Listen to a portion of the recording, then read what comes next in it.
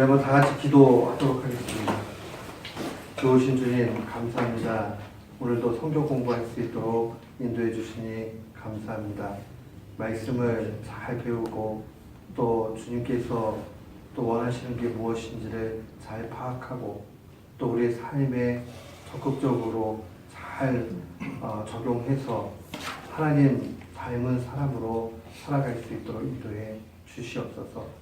주께서 우리 모두를 선하게 인도해 주심을 믿사옵고 예수님의 이름으로 기도드리옵나이다. 아멘. 우리가 지난 시간에 에스라서하고 느헤미야서는 한 권의 책이다 말씀을 드렸고요. 그 다음에 이 에스라 1장부터 6장, 그 다음에 7장부터 느헤미야 13장까지 이렇게 두 파트로 나뉘는데 시기적으로 나누면 6장에서 7장까지는 대략 한 60년 정도의 갭이 있어요. 그 갭에 뭐가 들어가냐면 에스더서가 들어가요. 그러니까 그걸 좀 기억을 하시면서 오늘 이 연대표를 조금 보셨으면 좋겠어요. 그 귀환도 3차에 걸쳐서 있지만 포로도 3번에 걸쳐가지고 그렇게 가게 됩니다. 먼저 기억을 하셔야 되는 게 주님 오시기 722년 정도에 북쪽 이스라엘, 10지파죠. 북쪽 이스라엘이 아수르한테 멸망을 하게 되잖아요. 그러면서 전체적으로 이 아수르의 힘이 굉장히 강성해지게 됩니다. 그러면서 시간이 지나고 나서 이 바벨론이 아주 강성한 나라가 돼버렸어요. 강성한 나라가 되면서 이 아수르를 갖다가 완전히 멸망을 시켜버립니다. 그리고 나면 이제 애굽, 이집트만 남게 되잖아요. 그런데 바벨론이 강성해지는 이 힘을 가지고 애굽도 완전히 멸망을 시켜요.